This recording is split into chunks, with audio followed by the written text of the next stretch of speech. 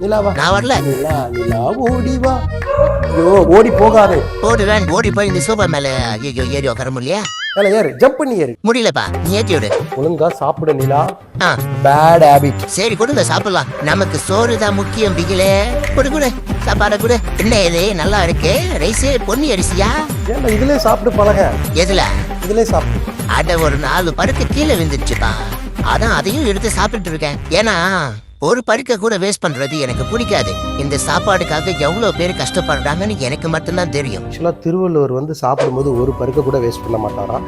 என்ன பண்ணுவாராம், அவர் சாப்பிட உட்காந்துட்டாலே வாசிக்கு வந்து ஒரு டம்ளர்ல தண்ணியும் ஒரு ஊசியும் வச்சிருவாங்களாம். என்ன பண்ணுவாராம், கீழே ஒரு பருக்க விழுந்துருச்சுன்னா உடனே அந்த ஊசியால் அந்த பருக்கையை குத்திட்டு அந்த தண்ணியில் ஒரு அலசிட்டு அதை எடுத்து போட்டு சாப்பிடுவாராம். ஏன்னா அரிசிக்கு அவ்வளவு முக்கியத்துவம் கொடுத்துருக்காங்க.